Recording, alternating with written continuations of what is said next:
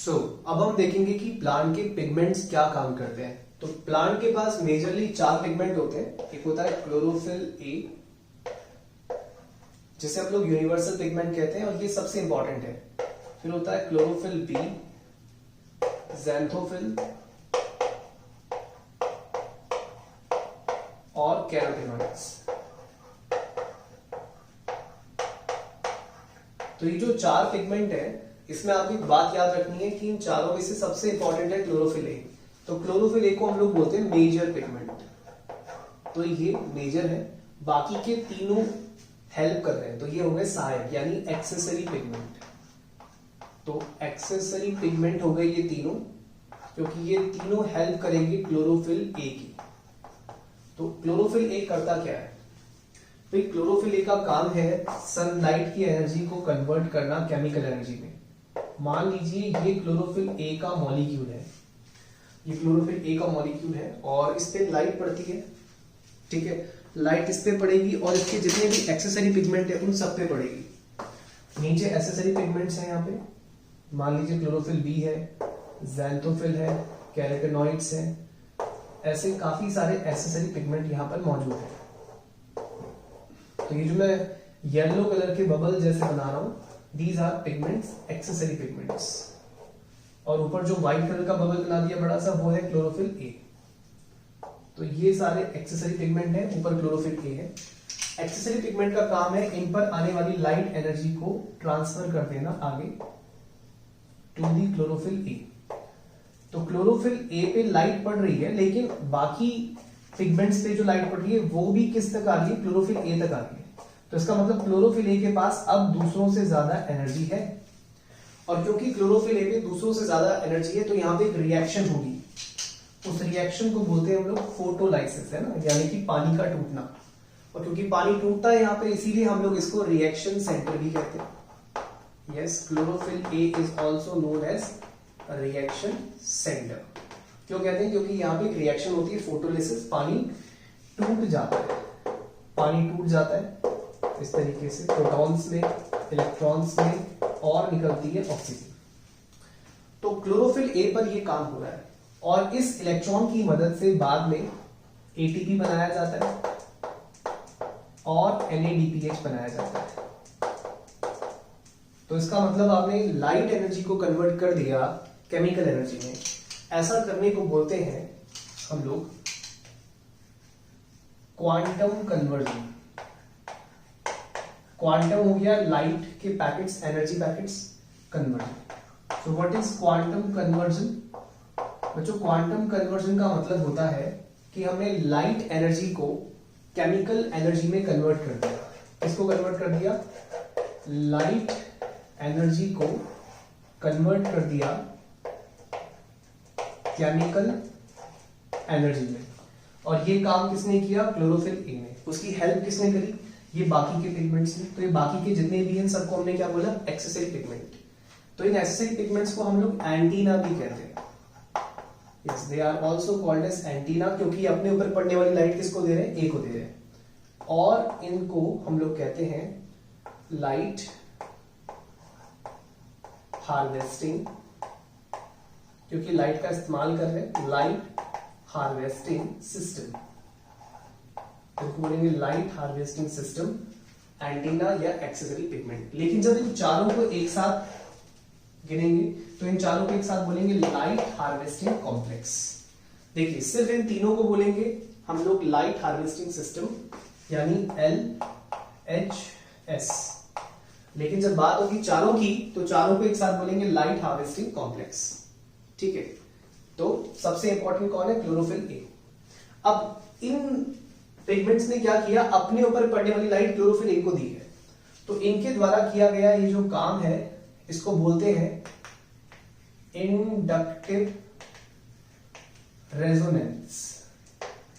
इसे बोलते हैं इंडक्टिव रेजोनेंस, क्योंकि इन्होंने अपने ऊपर पड़ने वाली लाइट एनर्जी ए को दे दी। या इसको बोला जाता है फॉस्टर ट्रांसफर। दोनों बातों का एक ही मतलब है। आप इंडक्टिव रेजोनेंस बोलो या बोलो फॉस्टर ट्रांसफर, दोनों का मतलब एक ही है। मतलब ये है कि अपने ऊपर आने वाली लाइट रेडिएंट एनर्जी को ट्रांसफर कर देना क्लोरोफिल ए पर। जो कि क्या है, रिएक्शन सेंटर। और क्लोरोफिल ए लाइट को कन्वर्ट करेगा केमिकल एनर्जी में, और ऐसा करने को क्या कहते हैं, क्वांटम कन्वर्जन। ठीक है, केमिकल एनर्जी आप जानते हैं एटीपी और एनएडीपीएच। तो ये जो लाइट हार्वेस्टिंग कॉम्प्लेक्स होते हैं ना, लाइट हार्वेस्टिंग कॉम्प्लेक्स, ये भी दो तरह के होते हैं। ठीक है, एक होता है P680 और एक होता है P700। ठीक है, P स्टैंड्स फॉर फोटोसिंथेसिस। तो P680 जो है वो मिलता है फोटो सिस्टम 2 में, और जो P700 है वो मिलता है फोटो सिस्टम 1 में। तो यहाँ पे 680 और 700 वेवलेंथ है लाइट की। इससे एक बात हमें समझ में आती है कि जो P680 है वो लाइट को एनर्जी में कन्वर्ट करेगा 680 नैनोमीटर की वेवलेंथ पे। अगर 681 हो गया, 682 हो गया तो काम नहीं करेगा। लेकिन जो P700 है वो 680 पे भी काम कर लेगा, उससे आगे पे भी काम करेगा और 700 पे काम करेगा। तो इसकी रेंज ज्यादा है। तो 700 नैनोमीटर तक की लाइट को जो यूटिलाइज कर ले वो P700, जो 680 को यूटिलाइज करे वो P680। P680 होता है फोटो सिस्टम 2 के पास और P700 होता है फोटो सिस्टम 1 के पास। अब आपके दिमाग में क्वेश्चन आ रहा होगा, ये PS यानी कि फोटो सिस्टम क्या चीज है, ये फोटो सिस्टम क्या होता है। देखिए, कई सारी चीजें जब मिलकर काम करती हैं तो एक सिस्टम बनाती है। ठीक है, जब काफी सारी चीजें मिलकर काम करती हैं तो एक सिस्टम बनाती है। तो ये चारों के चारों पिगमेंट प्लस इनके साथ में ऐड कर देता हूं इलेक्ट्रॉन एक्सेप्टर, एक इलेक्ट्रॉन एक्सेप्टर भी इसके साथ में ऐड कर देता हूं। तो जब इन चारों को एक साथ हम लोग गिन लेंगे, इन चारों को और इसको, तो फिर इसे बोलेंगे हम लोग लाइट, एक्चुअली हम डायरेक्टली बोल देंगे photo system. So photo system में क्या क्या आ गया, इलेक्ट्रॉन एक्सेप्टर आ गया और लाइट हार्वेस्टिंग कॉम्प्लेक्स आ गया। लाइट हार्वेस्टिंग कॉम्प्लेक्स और इलेक्ट्रॉन एक्सेप्टर, इनको साथ में बोलते हैं फोटो सिस्टम। फोटो सिस्टम कितने तरह के होते हैं, दो तरह के होते हैं, फोटो सिस्टम 2 और 1। अब कौन कहां पर होता है वो देखते हैं। अब फोटो सिस्टम के बारे में जानते हैं। हम सब जानते हैं कि प्लांट में फोटोसिंथेसिस उसके ग्रीन लीव्स में होता है, और ग्रीन लीव्स के अंदर फोटोसिंथेसिस कहां होता है, पता है आपको ग्रीन लीव्स के अंदर कहां होता है फोटोसिंथेसिस, मीसोफिल टिश्यू में होता है। मीसोफिल टिश्यू में होता है, और मीसोफिल टिश्यू में कहां होता है, क्लोरोप्लास्ट के अंदर होता है। अब क्लोरोप्लास्ट के अंदर क्या होता है, भाई क्लोरोप्लास्ट के अंदर दो जगह पे होता है। एक होती है लाइट रिएक्शन, और एक होती है डार्क रिएक्शन। ठीक है, दो तरीके से होता है, एक लाइट रिएक्शन, एक डार्क रिएक्शन। लाइट रिएक्शन क्या है, लाइट रिएक्शन है क्वांटम कन्वर्जन, यानी लाइट को एनर्जी फॉस्फेट में कन्वर्ट करना, एटीपी और एनएडीपीएच में। और डार्क रिएक्शन का मतलब है उसी एटीपी और एनएडीपीएच से ग्लूकोज का सिंथेसिस करना। तो लाइट रिएक्शन होता है मेम्ब्रेन पर होता है, membrane of thylakoid and stroma lamella भी है। जबकि डार्क रिएक्शन सिर्फ कहां होगा, स्ट्रोमा में, जो स्पेस होता है क्लोरोप्लास्ट के अंदर वहां पे। तो क्लोरोप्लास्ट के अंदर हमने देखा इस तरीके से थाइलाकॉइड रखे होते हैं, 1 by 1 थाइलाकॉइड। ये कितने हैं, 2 थाइलाकॉइड, फिर तीसरा ये थाइलाकॉइड है, डिस्क लाइक स्ट्रक्चर।